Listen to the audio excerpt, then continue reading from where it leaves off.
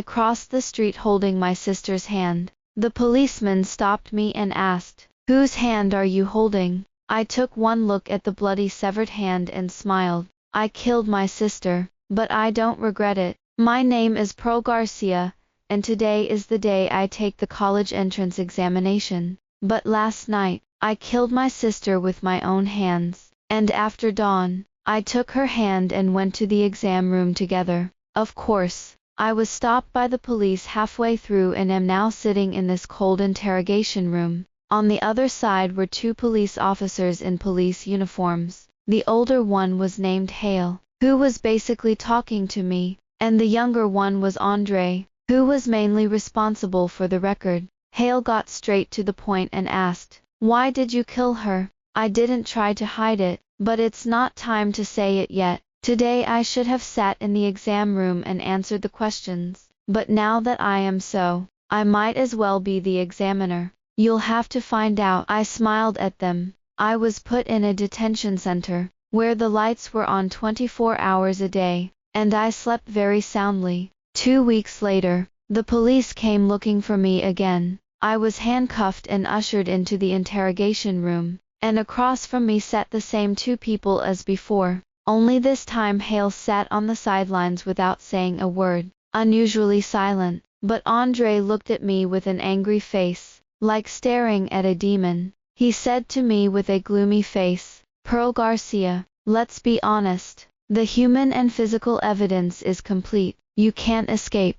It's funny, when did I think about running away?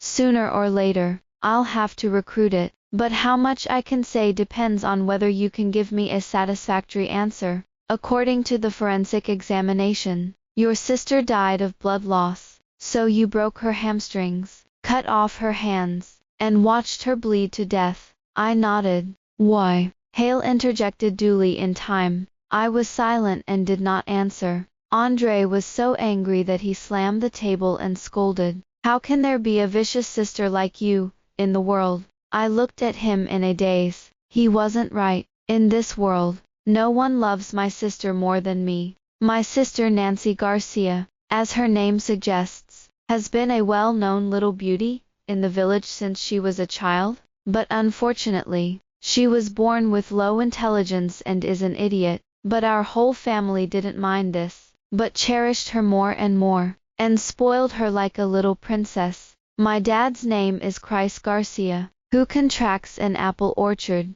and my mum's name is Vera Suri, and she is a primary school teacher. Although the family is not rich and expensive, it is more than enough to be more than the above, and it can be called happy. Nancy Garcia is 2 years younger than me, and has been inseparable from me since I was a child. I like to walk around the village holding her hand, listening to people compliment me on, "Your sister is so handsome," and then go to the commissary to buy candy for her. This ordinary and happy life lasted until Nancy Garcia was 10 years old. In the winter of 2008, my sister had a serious illness, a high fever that did not go away, and she was in a coma for half a month, and the hospital diagnosed it with meningitis. Fortunately, the disease was cured. Unfortunately, leaving sequel. After being discharged from the hospital, Nancy Garcia became moody as if she were a different person.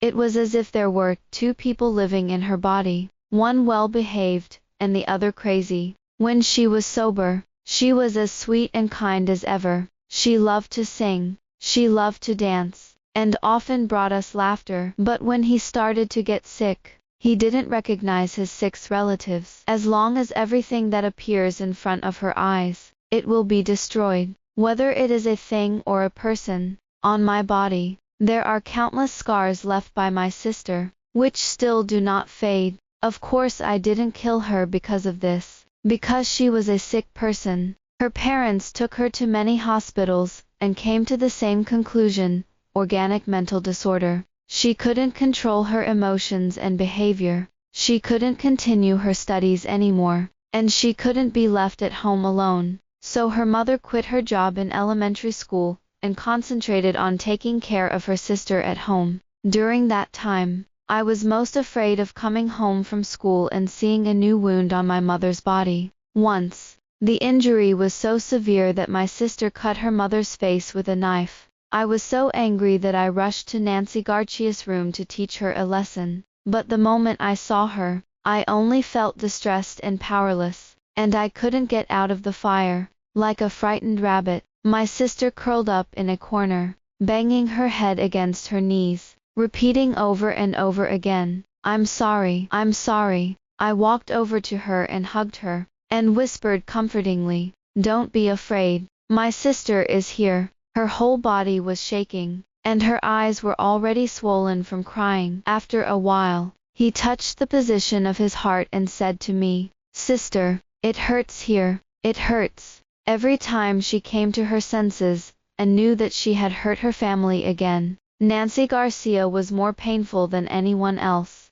How could I be willing to continue to blame her? Strange to say, as long as I was around her, she would always be awake a little longer than usual. So since then, as long as I don't go to school, I stay at home and take care of my sister with my mother. Although I gradually became estranged from my friends at school because of this, I don't regret it. Nothing is more important than family. In order to treat his sister's illness, his father asked people everywhere to find connections and seek medical advice. Finally, 3 years later, I contacted a brain specialist who had returned from overseas and was willing to operate on my sister. Our family was overjoyed, thinking that we had finally caught a glimmer of hope, but unexpectedly, that was the beginning of real hell. In the spring of 2011, my sister was admitted to a city hospital. The specialist examined her in detail and developed a surgical plan.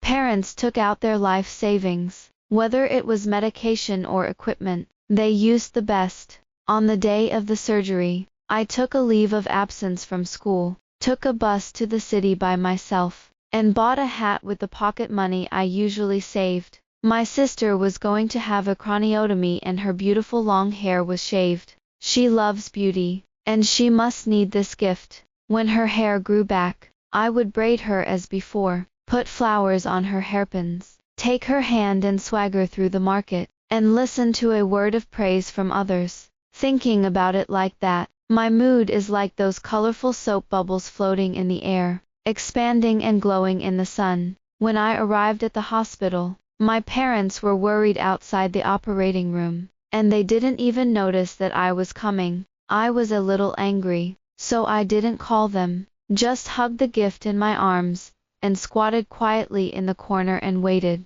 When my sister was pushed out of the operating room, her little face turned pale, which was very distressing. Her parents' eyes seemed to grow on her, and their footsteps drifted away from her hospital bed. I stood up and tried to follow, but was accidentally knocked to the ground by another group of people, pushing the emergency bed past. The palm of his hand was bruised and bleeding. A kind nurse passed by and gave me some medicine. I thanked him and walked alone to my sister's hospital room. Dad sat at the ICU door, head bowed, tired face. My mother finally saw me, came over and hugged me, and asked softly, "When did you come?" I looked up at her bloodshot eyes, hid my gauze hand in my sleeve, and smiled. "Just now." The doctor said that my sister's surgery was successful, and I was very happy and forgot any grievances. To be honest, Nancy Garcia's illness for the past 3 years has been like a rope around the neck of the whole family, tightly choking our throats. Now, I can finally take a breath. Unexpectedly, this rope suddenly tightened, stripping the vitality from the human body little by little. Awakened is an increasingly uncontrollable Nancy Garcia, accompanied by more violent tendencies. Dad was smashed in the head, and Mom was crying. Several doctors went up together to subdue her. I saw the hat she had given me torn to pieces and thrown on the ground, and for some reason, the sound of soap bubbles clattering was in my ears. The expert said that his sister's condition was more complicated than he thought, and that a second operation was needed. In fact, the family has no money and cannot afford the high medical bills. But if you give up, your previous efforts will be in vain. The parents sold the house and borrowed some money, and finally scraped together enough money to pay for the operation. Money can be earned again. As long as you can save your sister, everything is worth it. I have no objections, and I am even more considerate of my parents than I used to. I studied hard so that I didn't let myself make any mistakes so as not to make them anxious. That year, I was in my 3rd year of junior high school, and was admitted to the best private high school in the county. However, the high tuition and accommodation fees are no longer affordable for this family. I voluntarily gave up my dream school, and chose a regular public high school closest to my home. My parents praised me for being sensible, and I think they must have felt guilty in their hearts, but they really didn't have time to take care of me. I always keep an optimistic mindset, and believe that everything will slowly get better. Only later did I realize that what is the easiest thing in the world to betray us? It's hope. On the first day of my high school, my sister happened to have a second surgery. My parents were busy in the hospital, and I went through the enrollment procedures by myself. Looking at the parents who were reluctant to leave with their children in their arms at the school gate, I began to be in a trance, and my vision became blurred little by little. When I came back to my senses, I realized that my cheeks had already been wet with tears. I slapped myself in the face and told myself that I had to be strong, and just hold on a little longer. I don't think about it, but I don't want to let our family go. After the operation, my sister did not get any better, and she couldn't even speak. I could no longer hear her beautiful elfish singing. My father asked the hospital for an explanation, but he only received an understatement from the other party. No one has ever promised that it will be cured. All operations are compliant, and the hospital is not responsible. Because she couldn't pay for the hospitalization, her sister was forced to be discharged from the hospital. The old house had been sold, and we were renting in a dilapidated house that someone else's family had abandoned. Under the successive blows, my father turned white overnight, and my mother also fell seriously ill, but none of us bowed our heads to suffering. When my sister became ill, I tied her with a rope and let go. When she was awake, we began to try to accept and adapt to this life. Nancy Garcia is always well behaved when she's awake, loves to listen to me tell her fairy tales, and never complains that we're taking away her freedom. I often wonder, why did heaven torture a girl as beautiful as an angel so much? The family's newly rented house is not large, with only 2 bedrooms, and my sister and I share one. Her hands and feet were tied for a long time, leaving deep red marks, and I was very distressed, and I always hugged her to sleep at night. On a rainy night during the winter vacation, an accident happened. I woke up in the middle of the night to find it empty. When I turned around, I saw Nancy Garcia standing at the head of the bed in a daze, staring at me with a pair of eyes. She somehow broke free from the rope. Nancy Garcia. I called her out and tried to touch her, only to find her holding a kitchen knife. The sword glowed coldly in the night, and it quickly slashed at me. I subconsciously screamed, and by the time I reacted, a warm, viscous liquid had gushed out and covered my vision. The kitchen knife slashed at my head, and if I hadn't dodged it in time, I would have died on the spot. Sister, sister! Nancy Garcia suddenly regained consciousness and stumbled at me, her eyes full of horror. I was in so much pain that I couldn't make a sound, and I couldn't give any response. When Mom and Dad broke into our room, they saw Nancy Garcia jumping out of the window.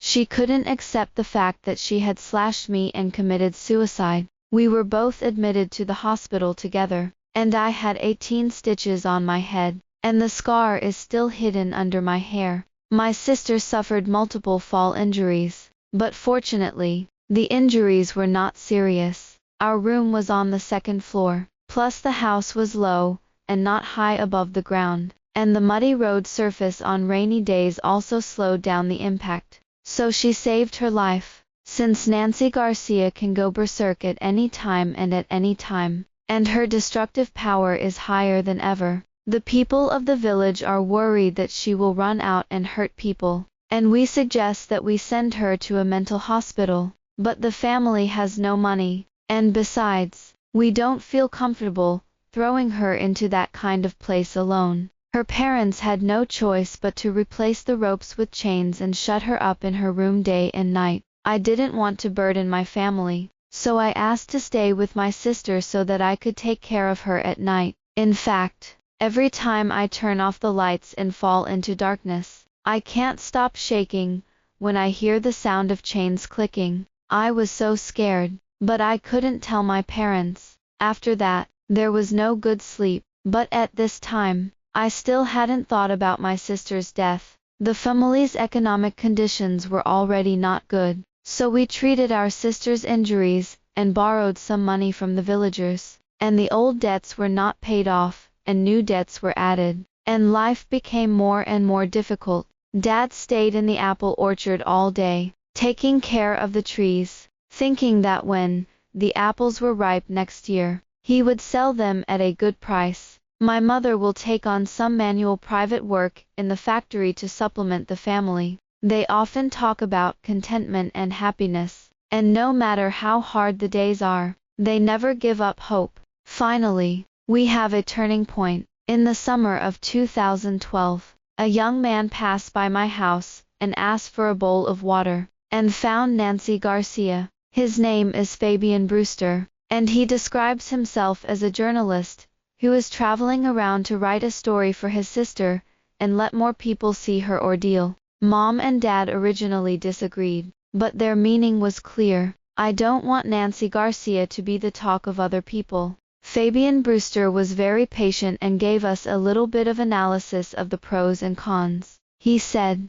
after the incident was exposed, Nancy Garcia's case was able to attract public attention. The more people who know, the more likely they are to get help. Mom and Dad were tempted. Actually, I don't like this man very much. The light in his narrow eyes makes people a little uncomfortable. But this is my sister's chance, and I have no position to refuse. Fabian Brewster stayed at our house that day, and his parents brought him the best food and drink, which was enough for our family to eat for a week. He took pictures of his sister, interviewed his parents, and swore as he left, "Wait for the good news. The hard days are coming to an end. We are actually not afraid of hardship. We just hope that my sister will live a little better than now." Why is this small wish so difficult to fulfill? A few days later, we saw the article in the newspaper with the headline, "A Life in Chains.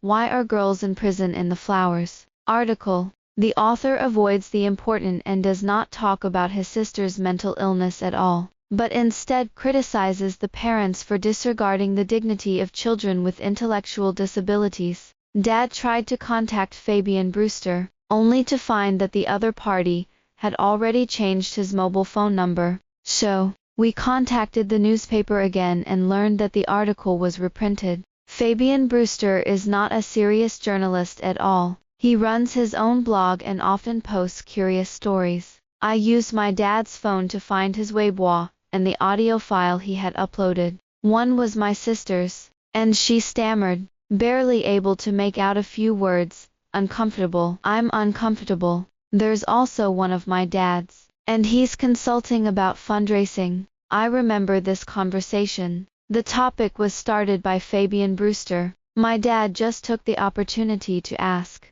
and finally emphasized that raising money is not the goal. The most important thing is to see if there is a way to treat my sister. Both recordings are incomplete, and the content of the intercepts is very misleading. Like our family wants to use my sister to sell for money. I watched the one-sided criticism on the internet, and I was furious, and edited a long paragraph to explain the reason, and posted it under his article. But this passage was like a pebble thrown into the sea, without making a splash, and it was deleted by the blogger not long after. This has been repeated many times, and my account has also been blocked.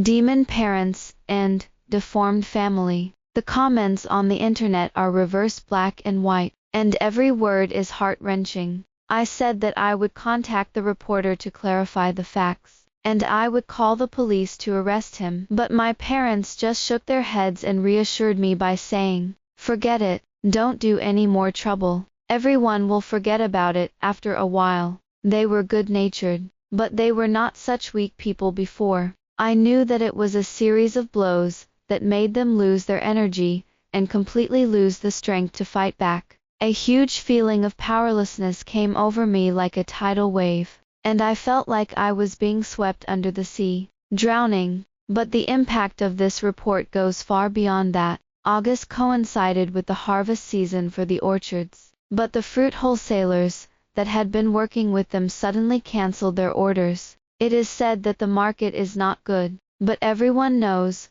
what the truth is. It's just that they read the false information on the internet and self-righteously sanction us. If the apples can't be sold, our family will be able to barely make ends meet. While the family was worried, the police came to the door, along with the village chief, Bertram. The police came down from the county seat and didn't know about my family. They received reports from the public that their parents were suspected of abuse. My dad has always been stupid, but my mom used to be a teacher and could always speak well, but now she can't say a word. How can all this suffering be expressed in words?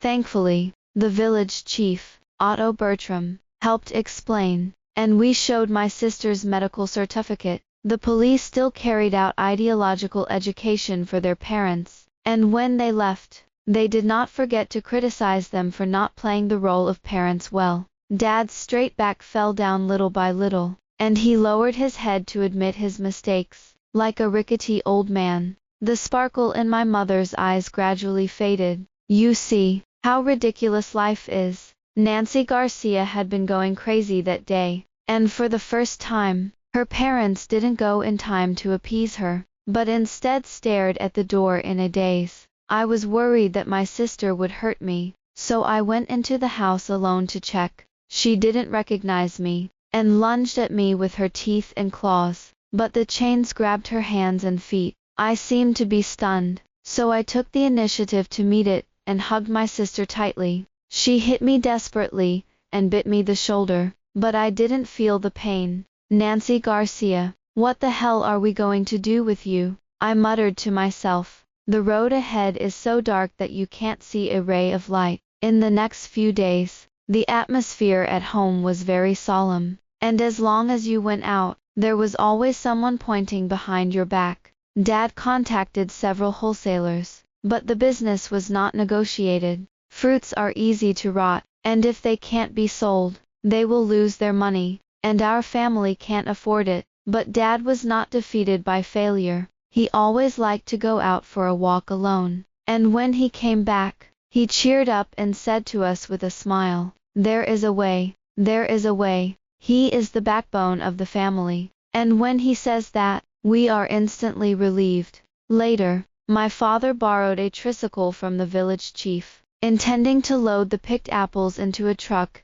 and transport them to the city to sell. My high school was in the county seat, so I was familiar with the environment, so I volunteered to follow along. We set off at dawn, and when we arrived at our destination, the sun was just rising. I opened my throat and shouted, and I quickly attracted customers. Dad is a reserved person, but now he also learns to shout loudly from me, and every time I make a deal, the louder my voice becomes. Business was good on the first day, and I saw a smile on my dad's face for the first time in a long time when the stall was closed. It would be nice to stay a little longer at this moment. As we were about to leave, a few children passed by, clamoring for apples. As soon as their parents pulled them away, and without knowing what they were whispering, the children came running up to us and yelling, "Poisoned apple! Poisoned apple!" The parents were a little embarrassed,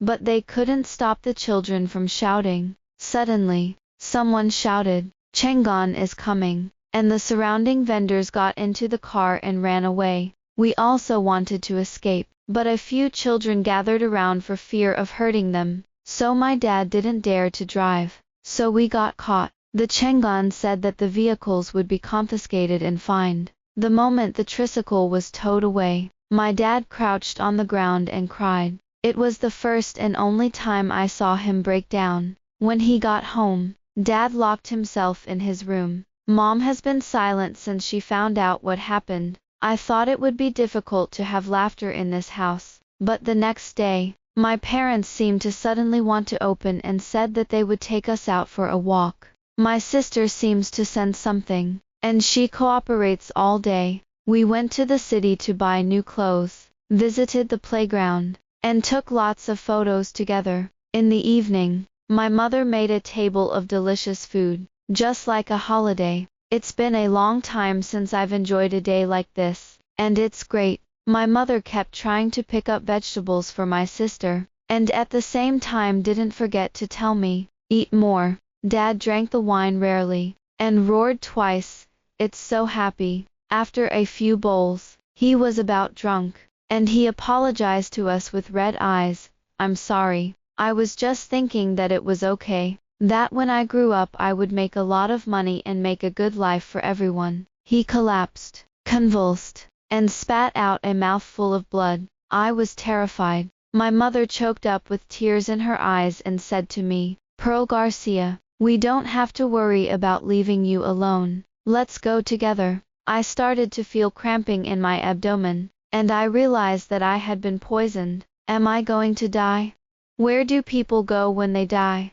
If there really is a king of Yama, I can ask him, why is this life so bitter? That's how my life is going to end. I haven't had time to take a good look at the outside world, so I'm so unwilling. I don't really want to die. Who can come to my rescue? There is no one. Only myself. Help! Help! I grabbed my throat as I ran out for help. The moment he stepped out of the gate, his vision began to blur, and all the strength of his body was dissipated at once. I fell to the ground, and before the world in front of me was completely darkened, I saw a man. All changes start here. When I woke up, I was in the hospital, and I washed my stomach and got my life back. It was the village chief who saved me. Mom and Dad are desperate to die, and the intake of poison is very large. When the village chief arrived, the two were no longer dead. I threw up some and saved my life. Nancy Garcia was lucky to survive because of her small appetite, but remained unconscious. My parents had no relatives, and after we were discharged from the hospital, we both moved into the village chief's house. They were over 100 years old, but they had no children, and they couldn't bear to send us to an orphanage, so they took us in. Mr. Bertram and Mrs. Bertram are wonderful people who took extra care of me and gave me a love that I had never felt before. They were the ones who helped me recover from the helplessness and grief of losing my family. They helped organize her parents' funeral, and Nancy Garcia had not yet woken up, and Mrs. Bertram had been taking care of her.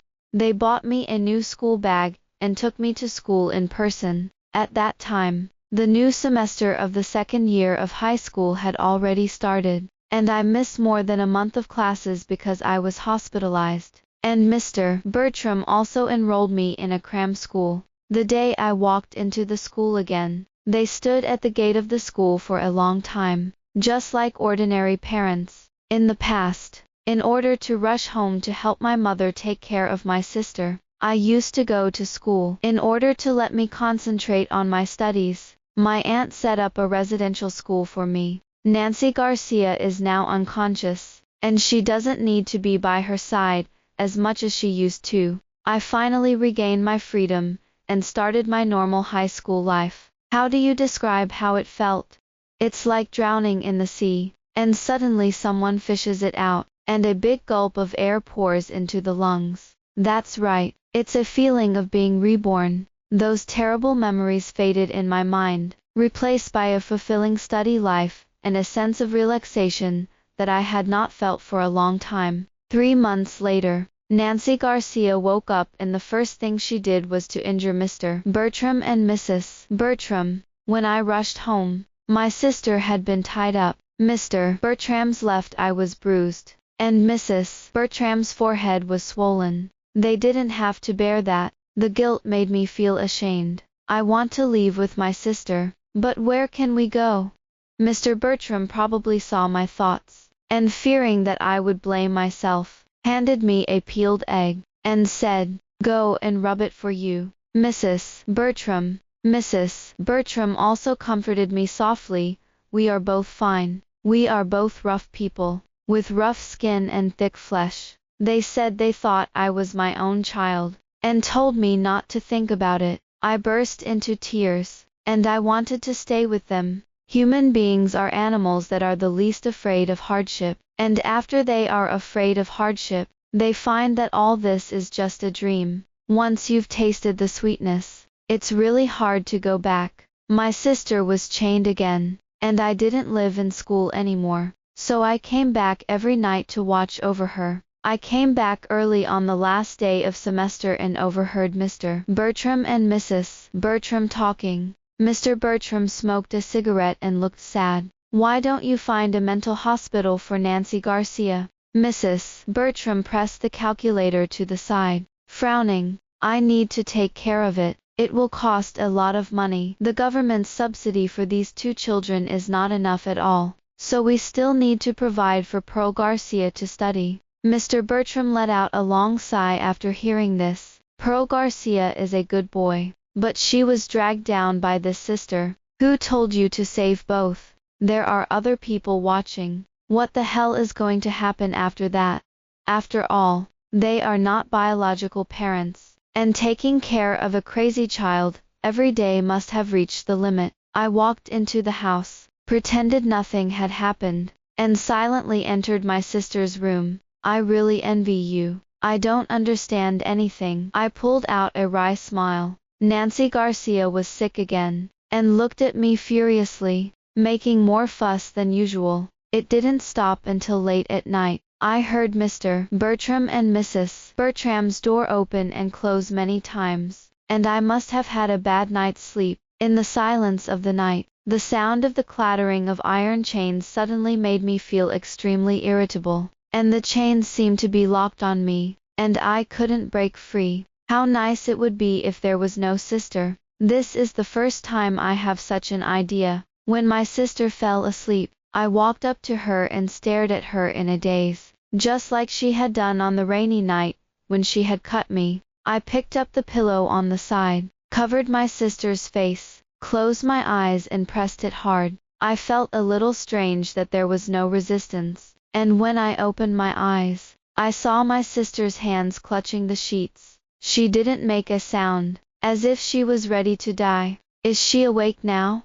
I finally realized what I was doing and hurriedly removed the pillow. My sister's hands relaxed, but her eyes were still closed, as if she were still asleep. I want to apologize, but I don't know what to say. The seeds of tragedy were sown at this time. Do you regret it? I was in a trance, and the lights in the interrogation room flickered slightly, and I came back to my senses, and Andre was asking me. "No regrets," I replied. Andre shook his head, probably disappointed that I had no remorse for my murderous act. "We've investigated, and we know that you've suffered a lot because of Nancy Garcia before, but you've always had a good relationship. Why do you want to do this? And since your junior year of high school, the main source of your life has been her, right?" "Yes. You say that life is so wonderful. I never thought that there would be such a reversal. What's more, it was the man who played a key role in it.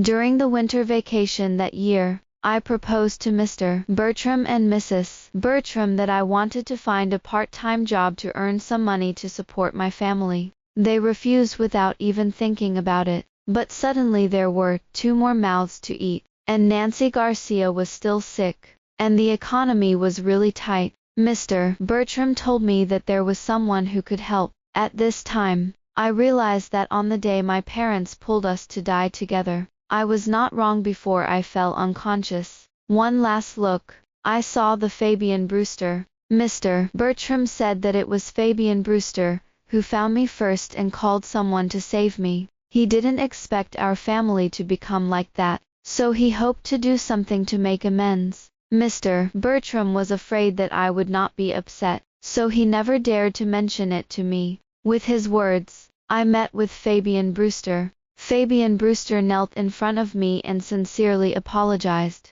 He offered to help his sister set up a Weibo, and he was responsible for running it, posting the real situation of our family and seeking social help. That's actually what I want to do. My parents died, and although I still blame them in my heart, as a daughter, I still want to give them back their innocence. I'm afraid that Fabian Brewster will be bad, so I ask that the account be kept by me, so that I can delete the content he posted at any time if I am not satisfied. Fabian Brewster agreed, and deleted the false report on his account and issued an apology. I didn't forgive him right away, but I accepted his plan. My family's affairs have some social attention, and as soon as my sister's Weibo account was opened, she immediately gained countless fans. We have received a lot of social donations, and to thank everyone, Fabian Brewster will take some beautiful photos of Nancy Garcia's life, post them, and tell those kind people that they helped save this little girl. After that night, I was a little afraid to face Nancy Garcia, but she acted like usual. When I was sober, I would still smile, and hug me, and shout in a language that I was not fluent in. Sister, I was secretly relieved, probably for the first time, glad that she didn't understand anything. On Chinese New Year's Eve that year, my sister rarely stayed awake all the time, and we had a successful Chinese New Year's Eve dinner. I was lying with my sister at night, and I asked her, Nancy Garcia, do you have any wishes? She blinked, and after a long time, stammered, look outside. At 12 o'clock in the middle of the night, suddenly the sky was bright, and the sound of firecrackers sounded. The dark night sky is brilliant and dazzling. She and I leaned on each other, leaning against the window and watching the fireworks in the sky. I found a piece of stationery and wrote the sentence, Pro Garcia will definitely take Nancy Garcia out to see the world better. Then, he folded it and handed it to his sister, and said seriously, this is the promise that my sister gave you, and my wish will definitely come true. Nancy Garcia was delighted and carefully put it away. At that time, I swore in my heart that I would never do anything to hurt my sister again, and I would definitely take her to a good life in the future. How nice it would have been if she had believed me. Pro Garcia, don't think that if you don't say anything, we won't find out. Andre was angry again. He was really prone to revealing emotions. He should learn from Hale on the side, then check it out, and don't let me down. I said defiantly, this is an exam, and the answers are directly announced, which is so boring. At this moment, Hale, who had been silent, suddenly spoke, and he held up a photograph of a bloody fruit knife on it. This knife has detected your sister's bloodstains and your fingerprints. You used it to commit murder, right? I nodded. He frowned, lost in thought. The man looked to be about 40 years old, with a scruffy beard and unkempt hair, but his eyes were bright, as if he could see through people's hearts. Does your sister have a boyfriend? He asked suddenly. My heart twitched. Why do you ask? What did you find? Hale didn't answer, looking me straight in the eye. Pro Garcia, I should ask you, what are you hiding? I lowered my head and pondered the meaning of each sentence. They probably haven't found the right answer yet. Uncle Policeman, work hard. I looked up and smiled. We'll find out. With that in his words, Hale left with Andre. Back in the cell, the television on the wall of the room happened to be broadcasting the news. The riot I caused on the day of the college entrance examination received great social attention, and a screenshot of my sister's Weibo flashed from the screen. The top photo shows her dressed as Princess Nancy Garcia with a sweet smile. I used to like others to praise my sister for being beautiful, but now, I just feel disgusted. Fabian Brewster is a very good marketer, and Nancy Garcia's Weibo has more than 3 million followers in half a year. My sister is good looking, and a merchant picked her and proposed cooperation. The task is simple. Wear the clothes and accessories they provide, take pictures, and advertise obscurely. Mr. Bertram and Mrs. Bertram both agreed. After all, social donations are limited, and if you can have income, you can take Nancy Garcia out to see a doctor, and the burden on the family will be reduced a lot. I thought about it and decided there was nothing wrong with it, so I agreed. Fabian Brewster is very good at taking pictures, and is very patient with Nancy Garcia. Sometimes my sister will go crazy in the middle of the film, smashing things and hurting people, but he is not troublesome at all, and he will not lose his temper when he does it over and over again. I started to have a different opinion of him. Man is a complex animal. Maybe he has a good side. After entering the 3rd year of high school, my studies became more and more busy, and my aunt persuaded me to go back to school to live. And my sister now has her own income, and can find a special care for her. I waited a little and thought it was a solution, although my grades have been good, but I didn't participate in evening self-study, and my learning progress still fell behind a lot. Only by successfully crossing the college entrance examination first can Nancy Garcia and I have a future. Mr. Bertram and Mrs. Bertram are both good people, and I am relieved to hand over my sister to them. I thought that, when I had a chance, I would give back to them in the future. I still had a hard time this year, and the admission rate of the high school I chose was average, and the admission of 985 and 211 was even rarer. I had to put in a lot of effort to get into my target university, but I don't feel tired at all, and my vision for the future is heavy in my heart, and I am very down to earth. On weekends I would go home to see my sister, and when she was sober, she would always stuff me with candy and say, "Sweet." In her 3rd year of high school, Nancy Garcia became quieter and quieter, and her aunt said that this was the initial effect of the treatment. I am happy. Fabian Brewster would take her out to see a doctor from time to time, and the two of them spent more time together and became closer. I thought that life was really getting better little by little. In the second half of the semester, I logged on to my sister's Weibo, and found that there was always a lot of foul language under her photos. They're like weeds, dead but not stiff, and no matter how much I delete them, they can't be clean. Everyone's focus on her sister has changed from suffering from illness to dressing up and looking good. Sometimes you even get unsightly private messages.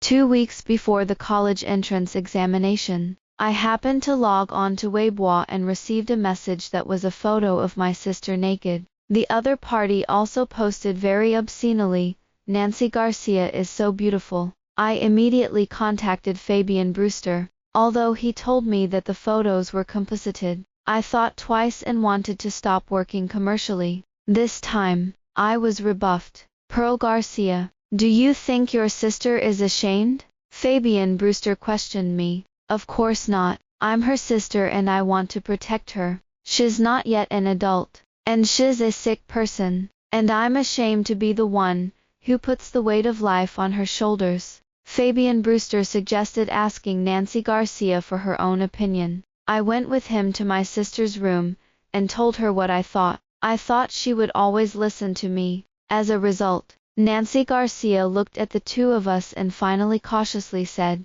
"Listen to my brother." I was stunned. The two of them looked at each other, clearly conveying some kind of signal that I couldn't understand. There's a secret hidden in it, and I'm like an outsider. I was not reconciled, and once again emphasized, "Nancy Garcia, my sister will not harm you. You are obedient." My sister shook her head. This was the first time in her life that she had rejected me when she was sober. When did this change begin? Before I could say anything more, Fabian Brewster stepped in between us at the right time. Hiding my sister behind her, he said to me, "Pearl Garcia, Nancy Garcia has grown up. She has her own ideas. You should respect her." Mr. Bertram and Mrs. Bertram also came, and advised me not to take care of my sister, and focus on my studies. The few of them stood together, standing in front of Nancy Garcia, opposite me, and it gave me a sense of going back to the way I had been.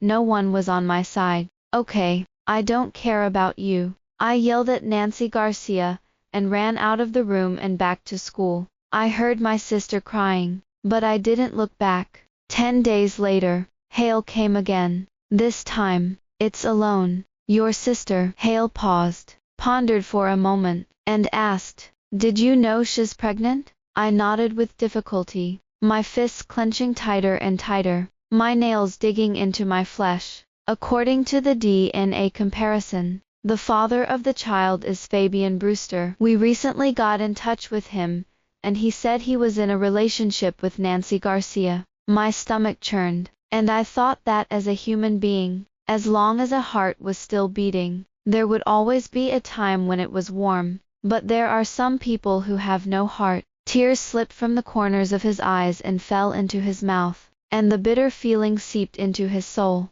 I gritted my teeth and emphasized, "That's not the case." Hale said, "Then tell me the truth so I can help you." I was a little surprised that he used the word, help. Hale bowed his head slightly, clearly reading my doubts. He looked at me with determination. The light in my eyes seemed to shine into the darkest corners of my heart. "It's the last memory I want to remember in my life. After the conflict, although I realized that my attitude was wrong, I still didn't say a word to my sister in anger. Until the eve of the college entrance examination, my classmates asked me, 'What is your dream for the future?' I blurted out, 'Make a lot of money and take my sister around the world.' At this time, I woke up like a dream, and I even forgot my original intention. After thinking about that, I couldn't read the book at all. So, I quietly went home in the evening, thinking that I would apologize to my sister,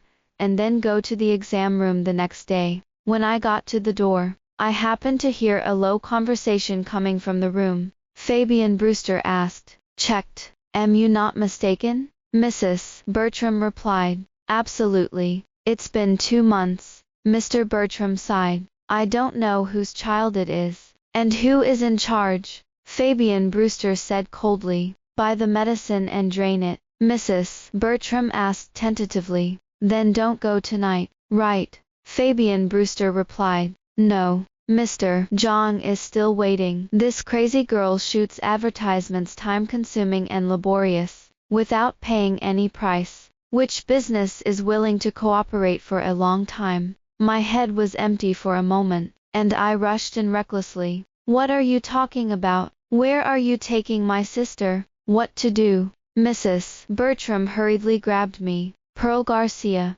why are you back? Isn't tomorrow the college entrance examination?" Fabian Brewster glanced at his watch and said impatiently, "You guys get her. I'll take Nancy Garcia away." After saying that, he walked to his sister's room. I somehow got the strength to break free from Mrs. Bertram's shackles, grab the broom by the door, run into the room and beat Fabian Brewster out. The younger sister was wearing only a thin gauze skirt. Her hands were tied, and her mouth was gagged. I helped her loosen her ties, dressed her, hugged her tightly, and said bitterly, "Why don't you resist? Why don't you tell me? Are you willing to do that kind of thing?" Nancy Garcia slurred her words, but the words reached my ears accurately. "Yes." I pushed her away, and looked at the girl in front of me in disbelief. Fabian Brewster came in through the door and looked at me condescendingly, completely revealing his true colors.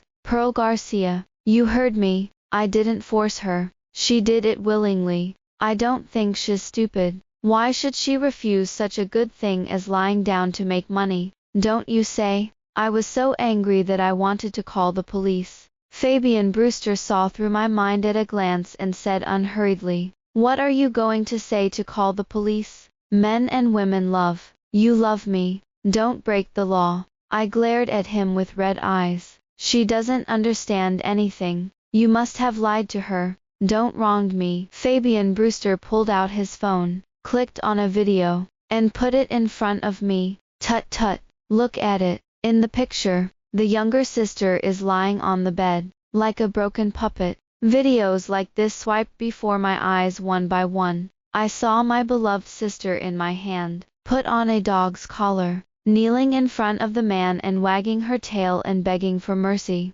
My heart was like a knife. It turned out that every time Fabian Brewster claimed to take Nancy Garcia out to see a doctor, he sent her to accompany a client, and secretly recorded an image. I had a lot of opportunities to find out what was wrong, but I watched my sister go to hell. Now that you know, you don't have to hide it in the future. Read your books with peace of mind and don't worry too much. So it's good for everyone. Otherwise, I'm in a bad mood one day, and I'm going to fix a computer or something. Your sister is going to be completely red. After that, Fabian Brewster swaggered away, and before leaving, he informed me that he would pick up Nancy Garcia again after rebooking with the customer. I huddled in the corner with my head in my hands, feeling like the sky was falling, because I found that I couldn't do anything but be full of resentment. My sister came over with an iron box full of candy, squatted beside me, and flattered, "Sister, eat candy. Are you really so stupid that you don't even have the dignity to be a human being?" I yelled, knocked over the tin box, and scattered red, green, and green candy all over the floor. My sister ran over and picked them up. I looked at her emaciated back, and my heart ached so much that I couldn't breathe. Knowing this, wouldn't it be a better ending to kill my sister in the first place? I told Hale what happened to Nancy Garcia and smiled bitterly. I killed her to help her get rid of her. The other party's expression was serious. We investigated Fabian Brewster, and found that after your sister's death, there were traces of a large amount of data being destroyed on his mobile phone and computer. If what you're saying is true, those are clues. If you had confessed sooner, perhaps we would have found evidence that he hurt your sister. My clenched fists unconsciously loosened, and the slightest movement did not escape the eyes of the police. Hale seemed to suddenly figure something out. "Pearl Garcia, did you do it on purpose? Since the case was filed, you haven't said anything, just to give him time to destroy your sister's video." I suppressed the emotions that were tumbling in my heart, and replied in as calm a tone as possible. "Uncle Policeman, if he doesn't have a ghost in his heart, why is he in such a hurry to destroy evidence? I think you'll have to check him out." Hale asked rhetorically, "Have you ever thought that by being clever, you might let criminals get away with the law?" I tugged at my lips and replied, "My sister is dead. Can't you let her go clean?" "I know, you won't get it." He looked at me with a deep gaze and suddenly said, "Pearl Garcia, now I'm sure you're not killing anyone." I was stunned and replied, "I don't understand what you're saying. Remember that knife? Traces of the deceased's blood were detected on it, as well as your fingerprints." I couldn't guess what was going on in his mind, and I wondered, "Is there anything wrong with that?" Hale replied, "The problem is, it's just your fingerprints. I asked your aunt and uncle about that fruit knife that is commonly used in the family, and it can be used by anyone except Nancy Garcia, who is prone to injury. So why are everyone else's fingerprints missing?" "My judgment is that you wiped off your fingerprints for some purpose," I argued. "It's just your guess, isn't it? Maybe the knife just happened to have just been cleaned." Hale's tone softened. "That's what I thought about that. But Pearl Garcia, when you mention your sister, the emotion in your eyes is gentle, and even the video problem is taken into account for her. I can hardly imagine that you will hurt her. Even if, as you say, she had a reason to die, you wouldn't kill her in such a cruel way." According to this line of thought, there is only one possibility, and those wounds were meant to cover up the real fatal wounds. So, Nancy Garcia killed herself by cutting her wrists with that fruit knife. Right. I tried to put myself in his eyes and smiled and said, "Hale, you have no proof." He looked at me and sighed. "Pearl Garcia, you're punishing yourself." After Fabian Brewster left that night, my aunt came in to persuade me. They told me that all of this was for me. Nancy Garcia's estate has been up and down, and many merchants have lost patience after one cooperation, and if they don't do something about it, their income will only get smaller and smaller. I want to study, Nancy Garcia wants to heal, and with their ability, they simply can't afford it. There has to be a trade-off between me and my sister. They chose me. Nothing pains me more than that. I remember that night. I didn't chain my sister. I want her to go crazy and hit me hard. But she just stood by my side cautiously and asked me, "Sister, did I do something wrong?" I said to her with tears in my eyes, "You might as well die if you live like this." This is the sentence I regret the most in my life. I swore not to hurt her again, but in the end she died little by little under my nose. As Hale had guessed, Nancy Garcia quietly ended her life that night in the shower. When I found her, the water in the tub was already stained red. I leaned next to her and talked to her, but she never gave me a response. Mr. Bertram and Mrs. Bertram said that, when Nancy Garcia was first coerced, she also resisted fiercely, but when Fabian Brewster told her that it would help me, she didn't struggle. They told me that my sister did all this voluntarily, and she's crazy and stupid, and most of the time she doesn't remember this. Now that everyone can be happy, it is the best choice, so I don't blame myself too much. But how can I not blame myself? When I said that, I was just so sad that I couldn't accept the reality for a while. When I saw my sister actually lying in front of me as a corpse, my head was covered. For a moment, I thought it was okay, and she was relieved. But when I fished her out of the water and saw the body under the soaked dress, with new wounds on top of the old wounds, the cells in my whole body trembled. She was sick and always hurt herself. I was used to seeing scars on her, but I never thought about whether it was possible that she had been abused with so many injuries. He was so close to her, but he didn't know anything about what happened to her. I want to know what my sister has been through. And Fabian Brewster still has her videos in his hands, and I can't imagine what he would do with that stuff for profit. Mr. Bertram and Mrs. Bertram said that my sister was reluctant at first. I don't believe it. Fabian Brewster is not afraid to check. The child in Nancy Garcia's womb will be a breakthrough, and finding out the child's father will find out what happened to her. I'm sure the police will be able to find Fabian Brewster. He's a smart guy and doesn't keep anything bad for him, and I guess he'll take the initiative to destroy the video. While knowing that things might not necessarily go my way, I had to give it a try. So, I wiped the fingerprints off the fruit knife, cut off my sister's left hand along the cut on her wrist, and created other wounds to hide my eyes. Only if the suicide is faked as homicide, the police will open a case for investigation. The next day of the college entrance examination, I took my sister's hand and embarked on a completely different path with the students. The exam room is across the road. I was stopped by the police and watched as the door to the future closed little by little, but I don't regret it. You're joking with your future, you know. Hale was a little angry. I looked at him, and my suppressed emotions finally exploded, and I said hysterically, I have no future anymore. She is already in hell. How can I live on earth?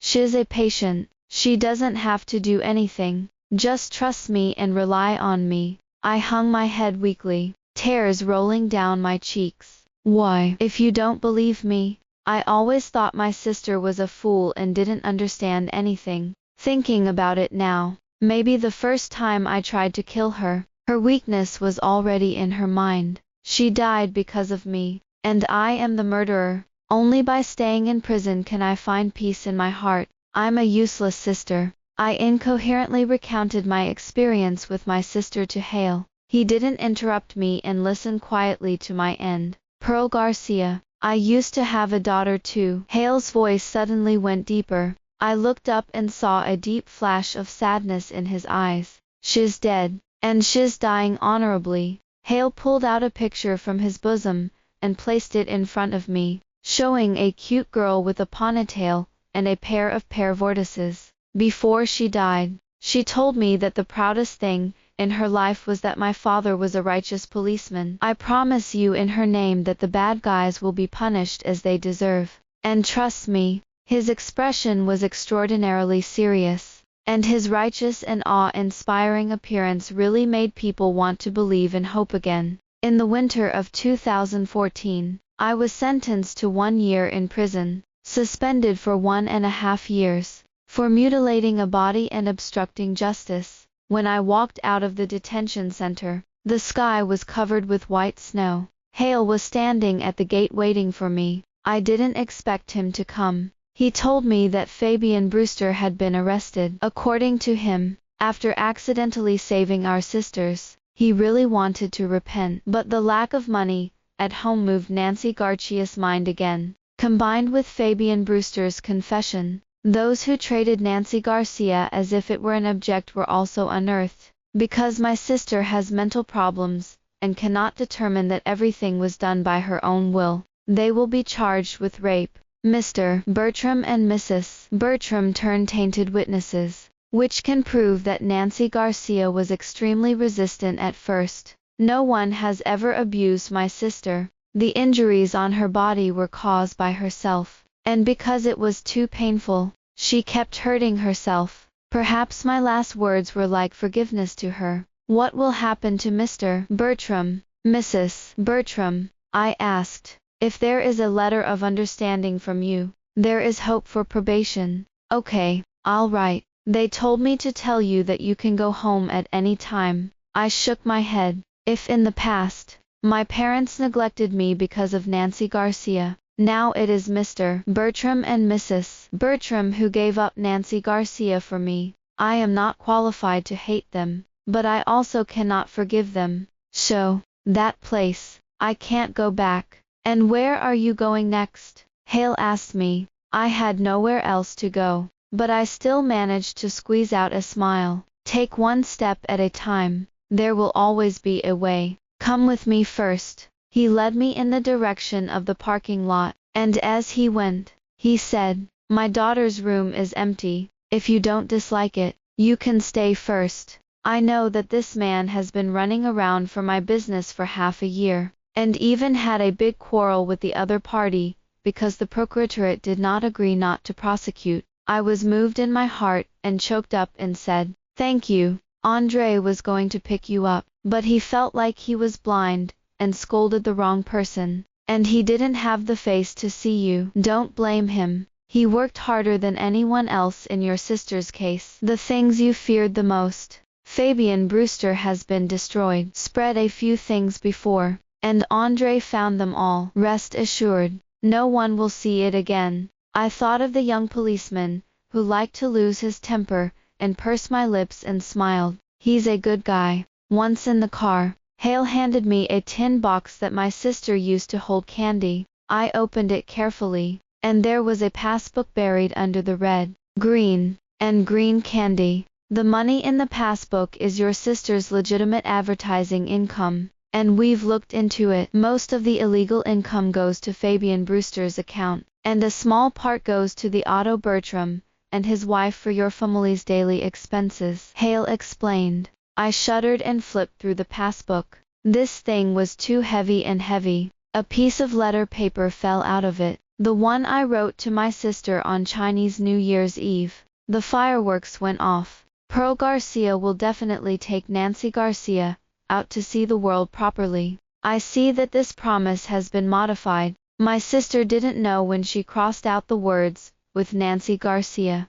My heart was pierced with pain. She really hated me. Hale glanced at the note in my hand and said, I don't think so. I think it's your sister's wish. She's a very kind girl, isn't she? I think she must have love in her heart, not hate. Don't let her down. Tears dripped down the text, turning the word, Nancy Garcia, into the shape of a snowflake. The car started up and drove on the snowy road, the sound of the wind blowing, like a fairy singing. My sister is now reunited with her parents in another world, and she must be happy. 17 Epilogue. Hale's home was bright, and as soon as I stepped inside, I saw Andre in an apron coming out of the kitchen with food. When he saw me, his eyes were a little evasive, very different from the irritable appearance when they first met. Hale, that's done. I have something to do, so I'll go first. He was desperate to escape. Hale teased him. Running for what? Can a little girl eat you? Andre scratched his head, walked up to me and said, I'm sorry for scolding you before. I hurriedly bowed to him, and thanked him solemnly. How could I blame him? Only a truly hot-blooded policeman would be so excited. Hale kicked him and urged, "Stop talking nonsense. Don't you have something for Pearl Garcia?" Andre said, "Oh," turned around and grabbed a cake from the fridge and said to me, "Happy 18th birthday, Pearl Garcia." Hale smiled and nodded at me. I don't even remember. It turns out that I am an adult today. I had a new home and Hale's daughter's room was warmly furnished. There was a swing rack on the balcony with a layer of snow on it. Outside, I don't know who is setting off the fireworks, illuminating the dark night sky. I opened the window, and the white snowflakes swarmed up and gave me a firm hug,